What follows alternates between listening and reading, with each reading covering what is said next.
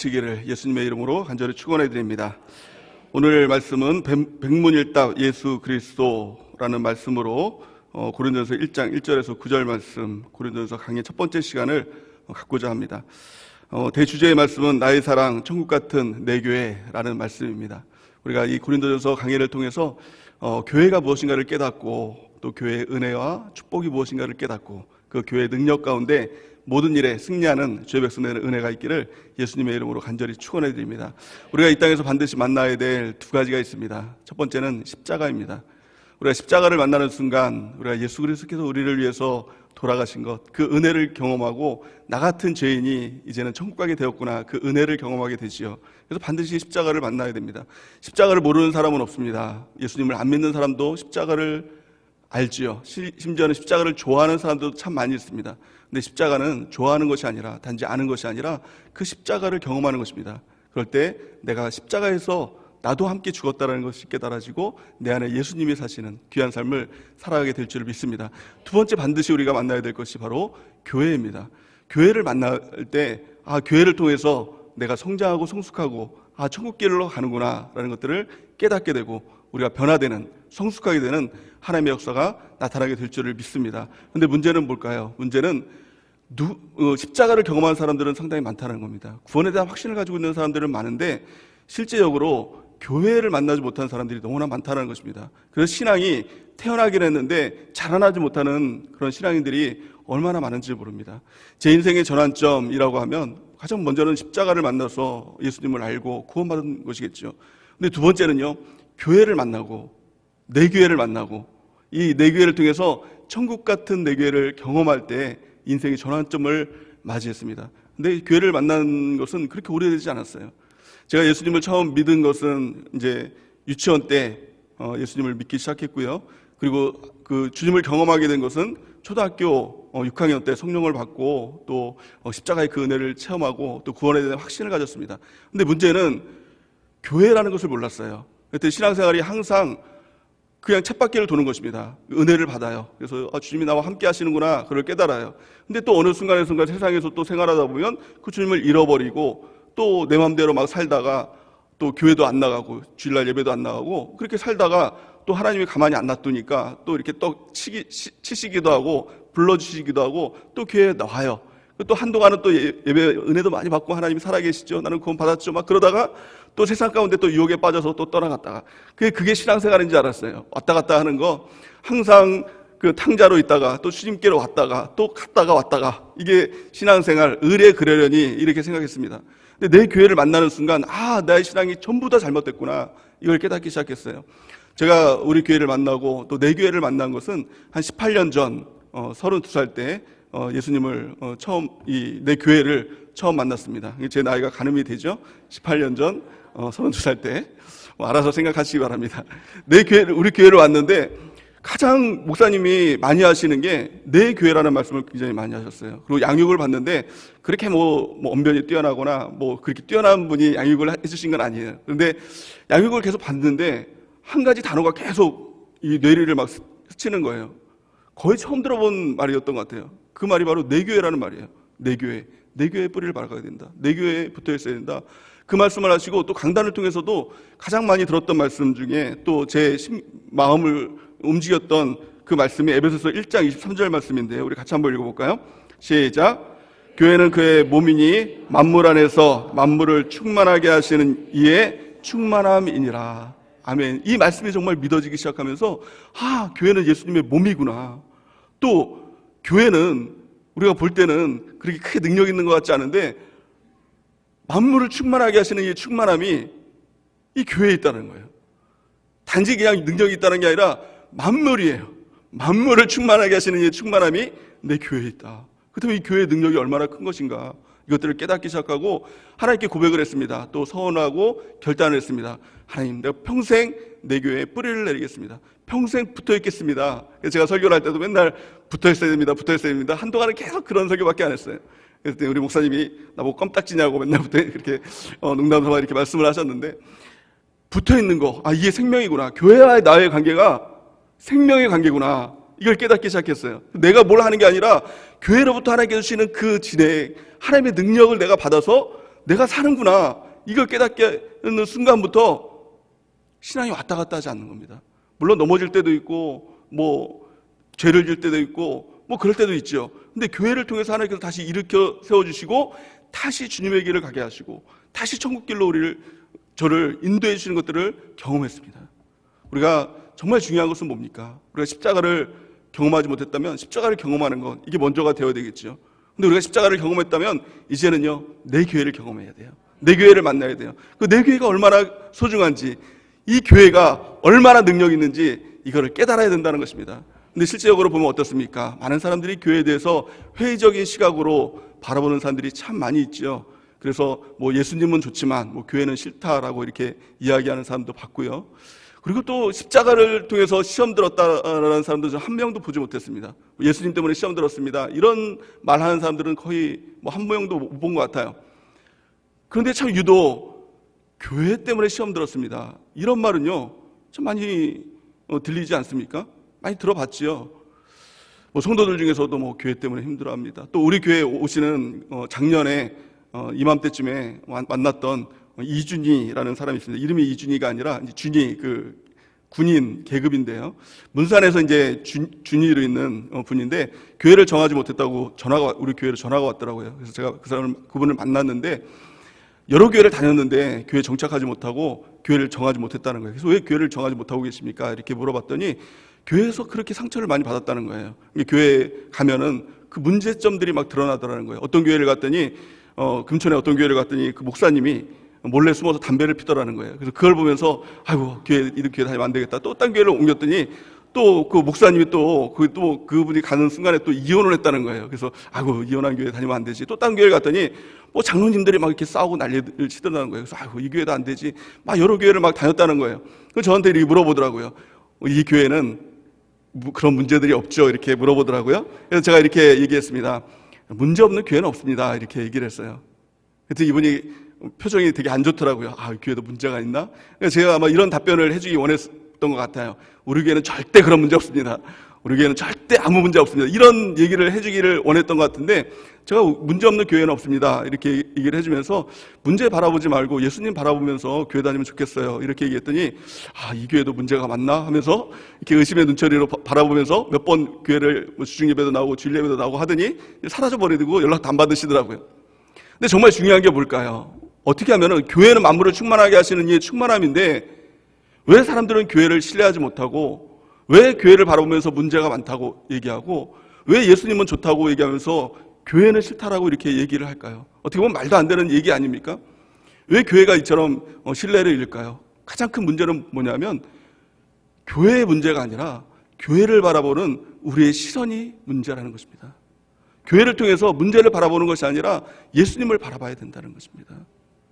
교회는 왜 그래? 라고 하는 것이 아니라 이 교회를 통한 하나님의 역사를 바라볼 때, 우리의 시선이 바뀔 때 하나님의 놀라운 역사가 있게 될 줄 믿습니다. 우리 고린도전서는 이거에 대한 해답을 주고 있습니다. 고린도 교회는 어떤 교회냐면 이 고린도 배경을 보면은 고린도는 항구 도시였습니다. 굉장히 큰 상업 도시였고 많은 문물들이 있는 그런 도시였습니다. 또 다른 이면에 보면은 굉장히 음란하고 타락한 이 도시가 바로 이 고린도 교회였습니다. 고린도 주변에는 신전이 있었는데 굉장히 음란한 일들을 행하는 그런 신전이 있었어요. 그래서 이렇게 사제들이 창녀들이 사제를 하는 그런 신전들이 있었습니다. 그래서 이 창녀들과의 어떤 성적인 이 교합을 통해서 예배가 드려지는 굉장히 문란한 도시였죠. 이 고린도 교회도 마찬가지로 이런 문화에 물들어 있는 이런 교회였습니다. 사도 바울이 이 고린도에서 전도를 하고 고린도 교회를 세웠습니다. 그리고 나서 이제 에베소에 가서 사역을 하고 있는데 고린도로부터 연락이 온 겁니다. 아주 큰 문제들이 일어났다고, 막 이런 분란의 문제들이 일어났다고 사도 바울에게 연락이 왔습니다. 그래서 이 사도 바울이 이걸 보니까 그 문제뿐만이 아니라 참 여러 가지 그 문제들이 있는 것들을 바라봤다는 것입니다. 그 분열의 문제 외에도 음행의 문제라든가 또 교인들의 법정 다툼이라든가 또 성적인 문제, 또 결혼 문제, 제사 음식 문제, 또 예배 질서 문제, 또 영적 은사 논쟁, 몸의 부활 논쟁, 또 선교와 헌금 문제 등의 10가지가 넘는 그런 문제들이 있었다는 것입니다. 참 총체적인 난국 가운데 있었던 교회가 이 고린도 교회였다는 것입니다. 근데 참 놀라운 것은요, 사도 바울이 이 고린도 교회를 보면서 걱정하지 않았다는 거예요. 문제가 많다 이렇게 바라보지 않았다는 것입니다. 그 근거가 뭘까요? 사도 바울이 이 문제 많은 교회를 바라보면서 이 문제가 많다 걱정하지 않고 그 가운데 소망을 말하고 있는 근거가 뭘까요? 그 근거는요, 바로 예수 그리스도라는 겁니다. 이 교회를 통해서 문제를 바라보는 것이 아니라 예수 그리스도를 바라보면 교회를 통해 소망이 있다는 것을 우리는 깨달아야 된다는 것입니다. 사도 바울이 오늘 이 본문 말씀에 보니까 고린도에서 1장 1절에서 9절 고린도 교회에게 보내는 이 편지 처음 이 글에 예수 그리스도, 예수 그리스도, 예수 그리스도, 예수 그리스도 무려 9번이나 이 짧은 글에 예수 그리스도를 계속 말씀하고 있는 것입니다. 무슨 말입니까? 한 절당 보통 이제 한 절씩 예수 그리스도를 이야기하고 있죠. 모든 문제의 답은 예수 그리스도라는 것입니다. 여러분, 수많은 문제가 있습니까? 그 답은 단 한 가지입니다. 예수 그리스도입니다. 이 답을 가지고 있었다는 것입니다. 사도 바울은 이 답을 가지고 있었어요. 저 여러분들이 이 답을 가지고 있는 은혜가 우리 가운데 넘치기를 바랍니다. 그럴 때요, 수많은 문제가 몰려온다 할지라도 담대한 가운데 그 문제를 해결할 수 있게 될 줄 믿습니다. 그래서 오늘 말씀의 제목은요, 백문일답 예수 그리스도인 것입니다. 우리 한번 따라해 볼까요? 백문일답 예수 그리스도이십니다. 우리 다시 한번요, 백문일답 예수 그리스도. 우리 한 번만 마지막으로 백문일답 예수 그리스도. 100가지 문제가 있을지라도, 아니 1000가지 문제가 있을지라도, 아니 10,000가지 문제가 있을지라도 그 답은요, 오직 예수 그리스도인 줄 믿습니다. 그래서 사도 바울은 이렇게 고백합니다. 고린도서 1장 1절에 보니까 하나님의 뜻을 따라 그리스도 예수의 사도로 부르심을 받은 바울과 형제 소수대는 이렇게 얘기합니다. 사도 바울은 자신이 사도로 세워진 것이 예수 그리스도로 세워졌다고 이렇게 고백하고 있는 것입니다. 또 고린도서 1장 3절에 보니까 하나님 우리 아버지와 주 예수 그리스도로부터 은혜와 평강이 있기를 원하노라 이렇게 고백하고 있습니다. 그는요, 지금 살아가고 있는 이 순간도 주님의 은혜와 평강 가운데, 예수 그리스도의 은혜와 평강 가운데 살고 있다라고 고백하고 있는 것입니다. 또한 고린도서 1장 7절에 보니까 너희가 모든 은사에 부족함이 없이 우리 주 예수 그리스도의 나타나심을 기다림이라. 아멘. 무슨 말입니까? 그의 끝도 예수 그리스도라는 것입니다. 사도 바울은 이렇게 고백하고 있는 것입니다. 나의 시작도 예수 그리스도이시고, 지금도 예수 그리스도이시고, 끝날도, 천국 가는 날도 예수 그리스도이시다. 그 고백이 저 여러분들의 고백이 되는 은혜가 있기를 예수님의 이름으로 간절히 축원해 드립니다. 100가지 문제가 있을지라도, 1000가지 문제가 있을지라도, 아니 10,000가지 문제가 있을지라도 그 답은 예수 그리스도인 것입니다. 우리의 시선이 어디에 있습니까? 여러분들, 문제 있지요? 문제 없는 사람이 어디 있습니까? 문제 있죠? 문제 없는 가정이 어디 있습니까? 문제 있죠? 문제 없는 교회 없습니다. 근데 여러분들은 무엇을 바라보고 있습니까? 우리가 오직 예수 그리스도 바라볼 때 그 가운데 소망이 있습니다. 예수 그리스도 바라볼 때 모든 문제에 답이 있다는 것입니다. 우리의 시선이 예수 그리스도만 바라보는 은혜와 축복이 여러분들에게 임하기를 바랍니다. 근데 문제는 우리가 때로는 살아가다 보면, 또 문제가 너무 크다 보면 예수 그리스도가 안 보일 때가 있습니다. 그래서 우리가 기도할 때도 하나님, 주님이 보이지 않습니다. 주님 어디 계십니까? 이럴 때가 있습니까? 없습니까? 저만 있나요? 이럴 때가 있어요. 예수님을 보고 싶은데, 예수님을 느끼고 싶은데 느껴지지 않을 때가 있다는 것입니다. 사도 바울은요, 그 말씀에 대한 답을 오늘 주고 있습니다. 아무리 주님이 느껴지지 않는다 할지라도, 그 주님이 보이지 않는다고 할지라도, 예수 그리스도가 없는 것 같다 할지라도 예수 그리스도가 있는, 예수 그리스도가 우리가 함께 있는 확실한 증거 2가지가 있다라고 말씀하고 있는 것입니다. 그 2가지를 통해서 그리스도 이 고린도 교회에 소망을 바라봤다는 것입니다. 우리 고린도전서 1장 2절 말씀을 같이 한번 읽어볼까요? 시작. 고린도에 있는 하나님의 교회 곧 그리스도 예수 안에서 거룩하여지고 성도라 부르심을 받은 자들과 또 각처에서 우리의 주 곧 그들과 우리의 주 되신 예수 그리스도의 이름을 부르는 모든 자들에게. 아멘. 이 2가지를 말씀하고 있어요. 가장 첫 번째는 고린도에 있는 하나님의 교회에 이 편지를 씁니다 이렇게 얘기하고 있는 것이고요. 자, 2번째는 그리스도 예수 안에서 거룩하여지고 성도로 부르심을 받은 여러분들에게 문안드립니다. 이 말씀을 하고 있는 것이죠. 두 가지입니다. 가장 첫 번째는 뭐냐? 고린도 교회를 단지 고린도 교회로 바라본 것이 아니라 하나님의 교회로 바라봤다는 것입니다. 우리 교회를요, 단지 세중앙교회가 아니라 하나님의 교회로 바라볼 때 확실히 하나님이 우리와 함께 계심을 깨닫게 된다는 것입니다. 하나님의 교회가 무엇입니까? 하나님이 계신 곳이 하나님 교회 아닙니까?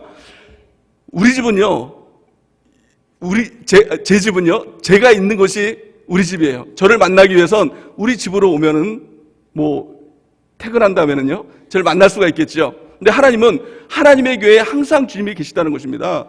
그래서요, 하나님의 교회라는 것을 깨닫기 시작할 때 이것이 단지 하나님의 교회다, 이게 말로 끝나는 것이 아니라 진짜 이게 믿어질 때 하나님이 나와 함께 하시는구나, 이걸 깨닫게 된다는 거예요. 하나님의 교회에 하나님이 없는 하나님의 교회가 없다는 겁니다. 그렇지 않습니까? 그렇지 않아요? 하나님의 교회라고요. 저만 흥분하고 있나요? 하나님의 교회예요. 하나님이 계신 곳이라는 겁니다. 하나님의 집이라는 것입니다. 그러기에 하나님의 교회를 하나님의 교회로 바라볼 때 하나님이 나와 함께 하신다는 것을 깨닫게 된다는 것입니다. 이게 믿음으로 우리 가운데 다가올 때 우리 가운데 두려워할 것이 없다는 것입니다. 이 사무엘상 17장에 보면 이 블레셋 장수 누굽니까? 골리앗이 등장하는 것들을 보게 됩니다. 근데 골리앗이 막 이스라엘 민족들에게 두려움을 주죠. 근데 이 말씀을 한번 살펴보면요, 사무엘상 17장 4절에서 7절 말씀을 한번 같이 한번 읽어볼까요? 시작.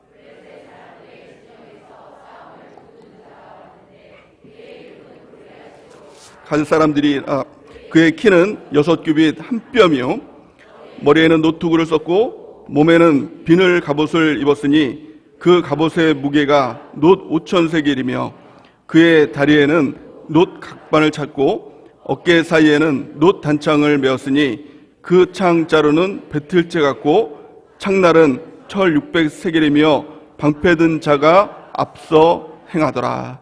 아멘. 블레셋 사람들의 진영에서 싸움을 두둔 자가 왔다. 이 골리앗이 나왔다라고 하는데, 이 성경은요, 골리앗에 대해서 굉장히 자세하게 기록을 하고 있죠.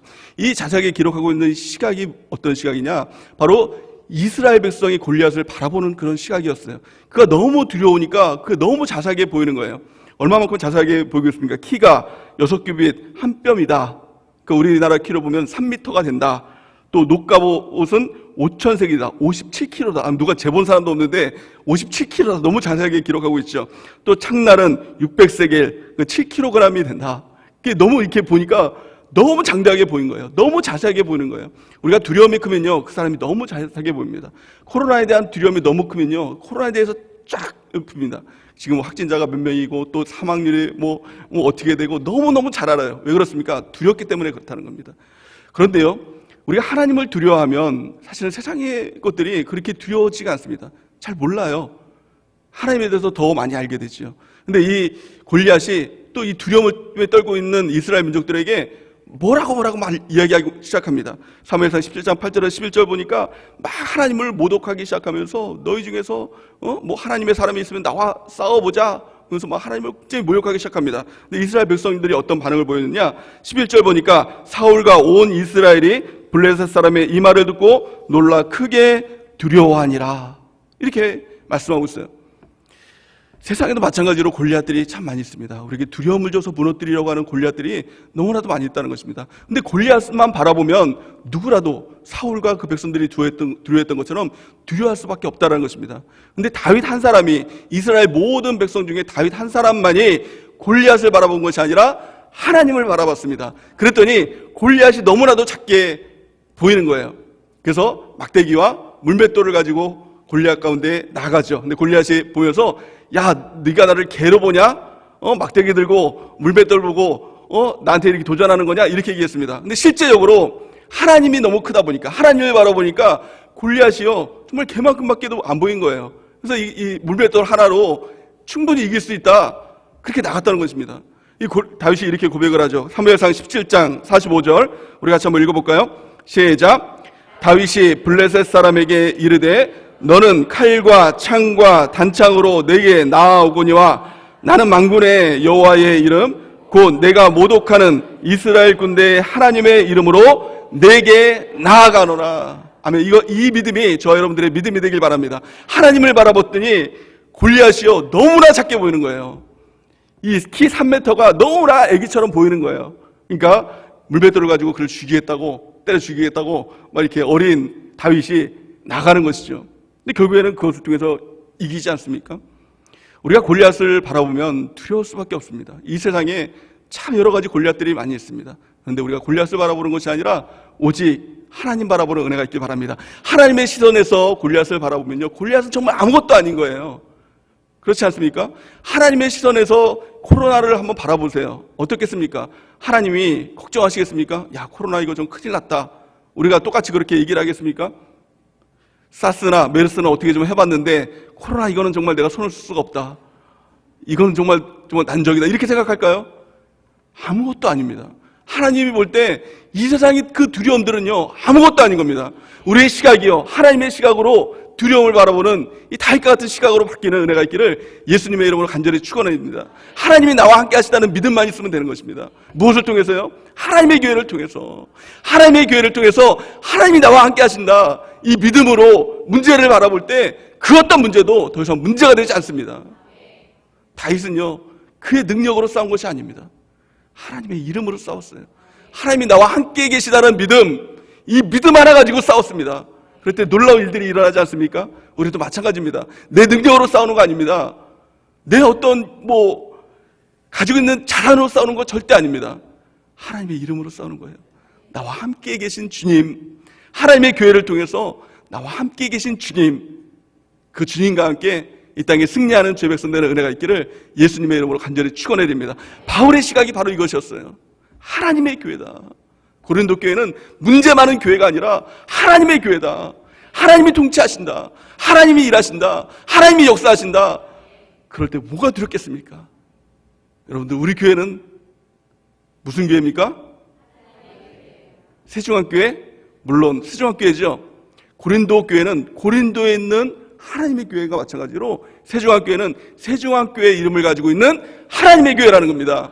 이 믿음으로, 이 교회를 통해서 하나님이 나와 함께 하신다는 믿음으로 승리하는 하나님의 백성되는 은혜가 있기를 예수님의 이름으로 간절히 축원해야 됩니다. 하나님의 교회입니다. 우리 교회는 누구의 교회도 아니라 하나님의 교회인 것입니다. 이 능력으로 우리가 승리하는 은혜가 있길 바랍니다. 자, 두 번째는요, 이 성도들을 바라보는 눈이었습니다. 그 성도들을 바라보면서 어떻게 바라봅니까? 그래서 예수 안에서 거룩하여지고 성도라 부르심을 받은 자들, 또 주 예수 그리스도의 이름을 부르는 자들이라고 바라봤습니다. 이 성도들은요 굉장히 문제가 많은 성도들이었죠. 여러 가지 문제를 가지고 있는 성도들이었죠. 근데 바울은요 그들을 거룩한 성도로 바라봤습니다. 하나님이 부르신 자로 바라봤습니다. 그럴 때 그들을 향해서 소망을 가지게 되었다는 것입니다. 여러분들은 여러분 자신을 뭘로 바라봅니까? 또 주변 사람들을 뭐라고 바라봅니까? 세론들을 바라보면서 어떤 시각으로 바라보고 있습니까? 내 자신을 바라보면서 여전히 죄가 많고 부족한 내 자신을 바라볼 때 소망이 없어지는 것입니다. 하나님이 나를 거룩하게 불러주셨다는 겁니다. 우리 교회로 불러주셨다는 겁니다.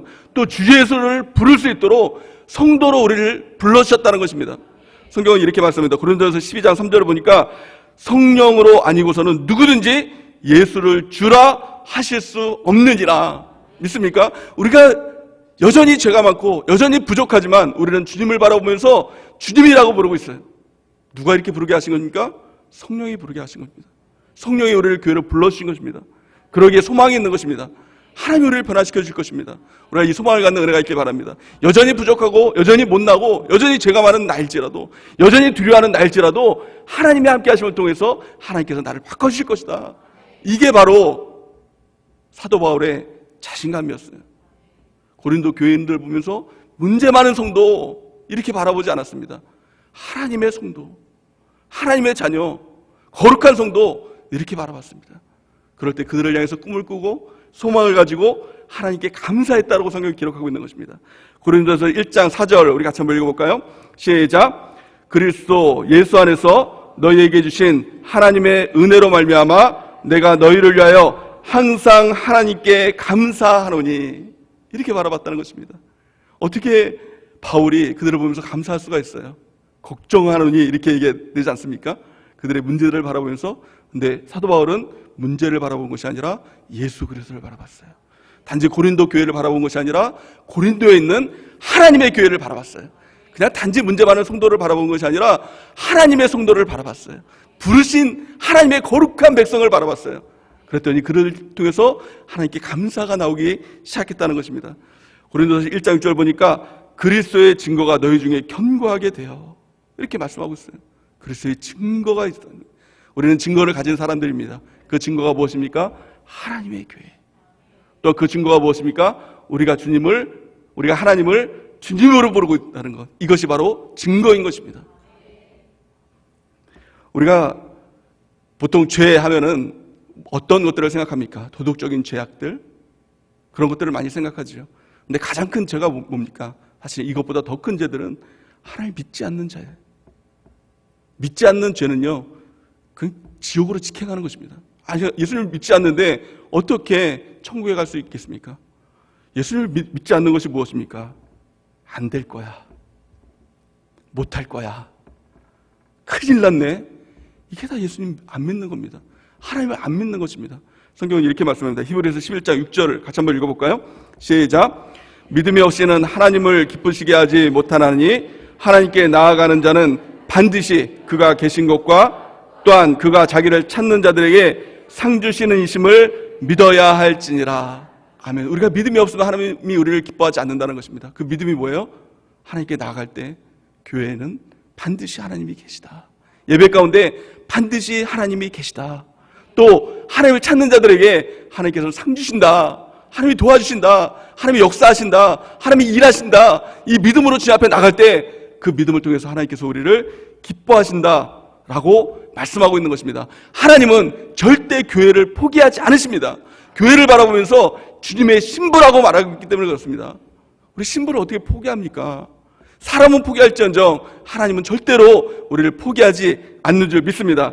고린도서 1장 8절 말씀 우리 같이 한번 읽어볼까요? 시작. 주께서 너희를 우리 주 예수 그리스도의 날에 책망할 것이 없는 자로 끝까지 견고하게 하시리라. 아멘. 하나님은요, 이 고린도 교회를 향해서 또 우리를 향해서 뭘 하라라고 요청하지 않으세요.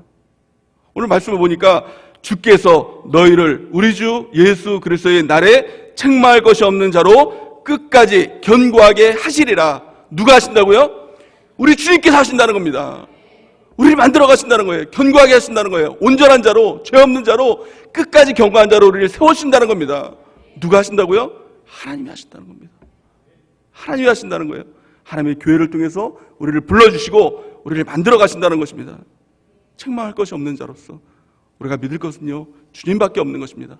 주님이 나를 바꿔주신다는 것입니다. 이것이 소망입니다. 내가 열심히 해서 무엇인가를 이룬다, 내가 변화돼서 무엇인가를 이룬다라고 하면 너무나 불확실하잖아요. 내 결단으로 무엇인가 되면 될 수도 있고 안 될 수 있잖아요. 근데 하나님께서 하신다라고 하면 그것은 정말 100%입니다. 변화되는 것입니다. 하나님께서 일하시는 것입니다. 문제는 해결되는 것입니다. 우리가 그 능력 가운데 나가는 은혜가 있기 바랍니다. 우리가 해야 될 것은 다른 거 없습니다. 우리의 시선만 바뀌면 됩니다. 문제를 바라봤던 시선에서 주님 바라보면 된다는 거예요. 문제를 바라봤던 시선에서 예수 그리스도로만 바라보면 된다는 겁니다. 우리 교회를 보면서 하나님의 교회, 하나님이 함께 하시는 교회, 이 교회를 통해서 하나님이 나와 함께 하신다, 이 믿음이 있으면 승리하게 된다는 것입니다. 나를 바라볼 때, 성도를 바라볼 때 나는 하나님이 부르셨어. 예수 그리스도께서 나를 세워주셨어. 우리 주변의 성도들을 바라보면서 그도 세워주셨어 라는 시선으로 바라볼 때 사람을 보면서 낙심할 사람 한 사람도 없습니다. 소망을 갖게 된다는 것입니다. 어떻게 우리의 시선이 바뀌어집니까? 바로 예배를 통해서 바꿔주실 겁니다. 우리가 왜 예배드리죠? 우리의 시선 바뀌기 위해서. 또한 기도를 통해서 바꿔주는 겁니다. 우리가 왜 기도합니까? 우리의 시선이 바뀌기 위해서. 하나님의 은혜가 뭐예요? 우리가 말씀을 듣는 이유도 무엇입니까? 우리의 시선이 바뀌기 위해서. 우리의 예배를 통해서, 기도를 통해서, 또 말씀을 통해서 은혜를 받았다고 합니다. 그 은혜가 뭘까요? 여러분들, 그 은혜가 뭐예요? 가장 그 중심은요, 시선이 바뀐 거예요. 이게 은혜 아닙니까? 문제를 가지고 교회에 왔어요. 문제를 가지고 산더미 같은 100가지 문제를 가지고 예배에 나왔어요. 근데 예배를 통해서 문제가 안 보이고 예수님만 보이는 거예요. 이게 은혜인 줄 믿습니다. 오늘 이 예배를 통해서 그 은혜 받는 귀한 축복이 있길 바랍니다. 예수님만 보이는 은혜가 있길 바랍니다. 또한 기도할 때 우리가 여러 가지 문제를 놓고 기도하기보다도 내 시선이 바뀔 수 있도록, 하나님 100가지 문제가 있을지라도 그 답은 오직 예수 그리스도이십니다. 예수님만 바라볼 수 있는 그 시선으로 바뀌게 해달라고 기도하는 은혜가 있길 바랍니다. 그래서 우리의 시선이 바뀔 때 우리의 삶 가운데 참 놀라운 하나님의 역사가 일어납니다. 정말 골리앗 같은 문제가 다가올지라도 시선만 바뀌면 하나님의 이름으로, 만군의 여호와의 이름으로 이기는 하나님의 역사가 나타나게 될 줄 믿습니다. 그래서 마귀의 역사가 뭡니까? 마귀의 가장 큰 역사가 뭐예요? 두려움을 주고 시선이 안 바뀌도록 하는 겁니다. 그래서 예배를 못 드리게 해요. 왜요? 시선 바뀌면 자기가 지는 거니까. 기도를 못하게 해요. 왜? 기도를 통해서 예수 바라보고 시선이 바뀌면 자기가 지는 거니까. 말씀을 못 듣게 만들어요. 왜? 말씀 듣고 시선이 바뀌어서 예수님만 보이면 자기가 지는 것이기 때문에. 그래서 마귀의 도전은 뭐예요? 시선이 안 바뀌도록. 마귀가 하는 말이 있어요. 나만 봐. 골리앗처럼 나를 봐. 내 키를 봐. 내 이 갑옷을 봐. 57kg야. 내 키가 3m야. 내 이 창이 무려 7kg이야. 나를 봐. 이게 마귀의 도전이에요. 이스라엘 민족들이 수많은 사람들이 있어도 10만 명의 이스라엘 민족이 있어도 그 한 사람 때문에 덜덜 떨었어요. 오직 하나님을 바라봤던 이 다윗만이 개를 잡는 막대기를 가지고, 개를 잡는 이 물맷돌을 가지고 이놈은 똥개새끼, 그래서 잡아서 죽이지 않습니까? 하나님이 너무 크니까 문제가 너무 작은 거예요. 골리앗이 아니라 똥개로 보이는 거예요. 여러분들, 오늘 이 예배를 통해서 우리가 바뀌어야 될 것은 다른 것이 아닙니다. 우리의 시선입니다. 여러분들의 시선은 어디에 있습니까? 문제 가운데 있습니까? 절대로 문제를 이기지 못합니다. 문제 가운데 있습니까? 그 문제는 절대로 해결되지 않습니다. 우리의 시선이 바울과 같이 예수 그리스도만 바라보는, 또 우리 교회를 바라볼 때 하나님의 교회로 바라보는, 우리 성도를 바라볼 때 부르심을 입은 거룩한 자로 바라보는 하나님의 은혜의 백성 되는 귀한 축복이 있기를 예수님의 이름으로 간절히 축원해 드립니다. 그럴 때요, 우리 교회를 통해서 하나님께서 놀라운 축복을 누리게 하십니다. 이건 정말 놀라운 축복이에요. 그 축복이 바로 고린도서 1장 9절 말씀입니다. 우리 같이 한번 읽어볼까요? 시작.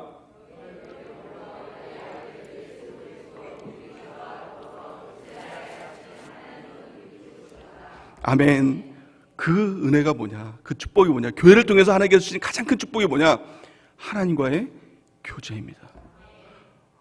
아니, 창조주 하나님께서 피조물, 정말 아무 벌레만도 못한 우리와 교제해 주시는 것, 이것이 바로 교회의 가장 큰 축복입니다. 우리가 반드시 하나님과 교제해야 됩니다.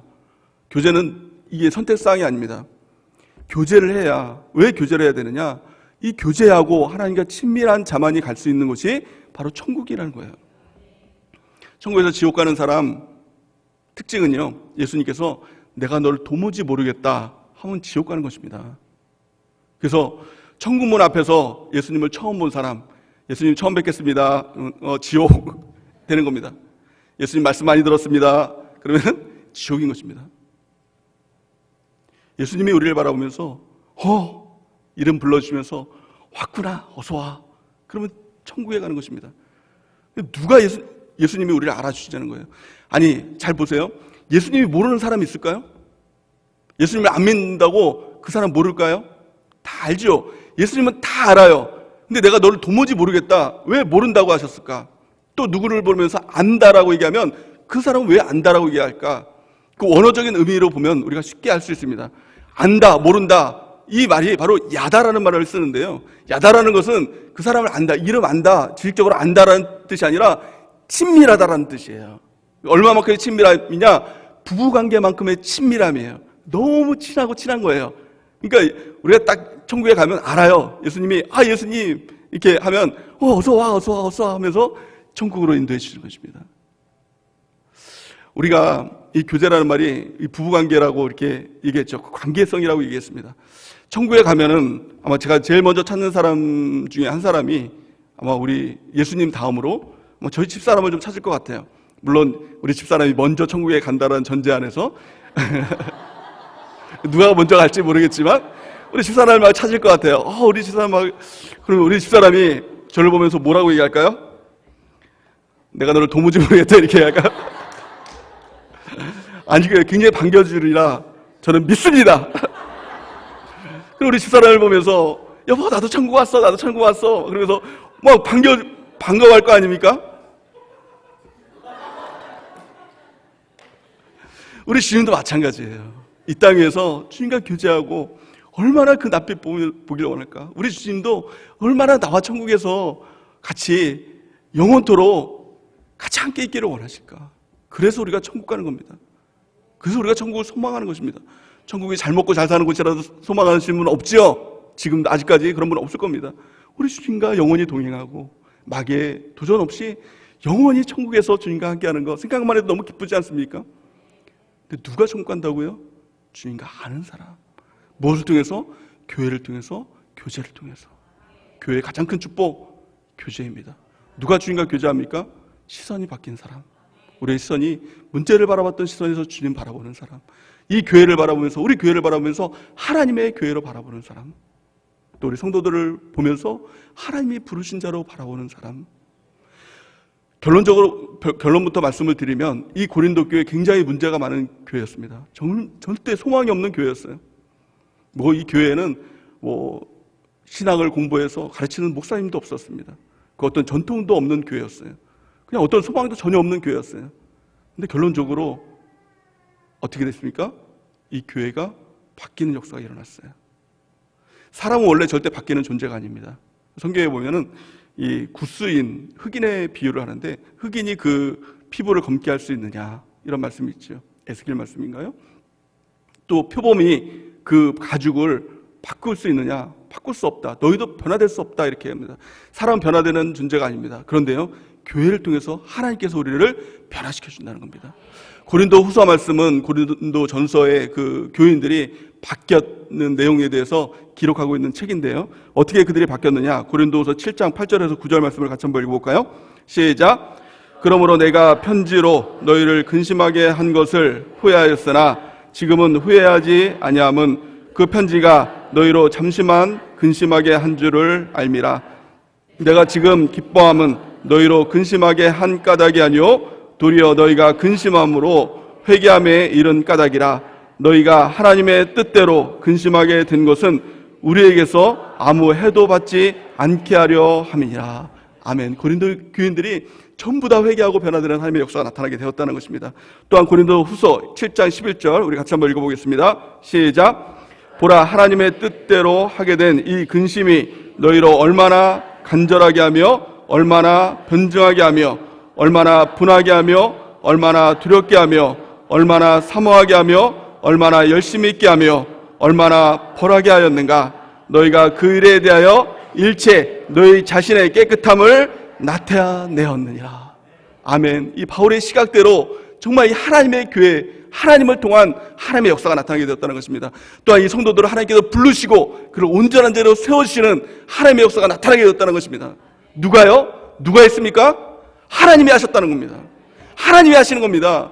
우리가 이 하나님을 믿는 믿음으로 나갈 때 하나님의 놀라운 역사가 일어나게 되는 것입니다. 문제 해결되는 것은 아무것도 아닙니다. 우리가 정말 천국에 합당한 모습으로 변화되어서 정말 천국의 그 모습을 바라보면서 하나님의 영광도 올려드리는 자로 변화되는 역사가 나타나게 될 줄을 믿습니다. 그러기에 가장 중요한 거 다른 거 없습니다. 오늘 말씀대로 우리의 시선이 바울의 시선같이 오직 예수 그리스도 바라보는 은혜가 있길 바랍니다. 백문일답 예수 그리스도십니다. 또 우리 교회를 바라보면서 하나님의 교회, 하나님이 일하시는 교회, 하나님이 통치하시는 교회, 하나님이 우리를 변화시켜 주시는 교회로 바라보는 은혜가 있길 바랍니다. 이 교회를 통해서, 하나님의 교회를 통해서 하나님과 함께하는 그 놀라운 능력들을 소유하는 은혜가 있길 바랍니다. 또 우리 내 자신을 바라보면서, 우리 성도를 바라보면서 아이고 문제 많은 사람, 이런 시각으로 바라보는 것이 아니라 하나님이 부르시는 사람, 하나님이 거룩하게 하실 사람으로 바라볼 때 우리 가운데는요 소망만 있는 것입니다. 낙심이 없는 것입니다. 우리 가운데는요 두려움이 없는 것입니다. 오직 담대함만 있는 것입니다. 자, 여러분들이 이 담대함으로, 주님이 우리와 함께 하시는 이 담대함으로 우리 교회를 통해서 주님과 함께 하시는 능력 가운데 승리하는 주의 백성들의 은혜가 있기를 예수님의 이름으로 간절히 축원합니다.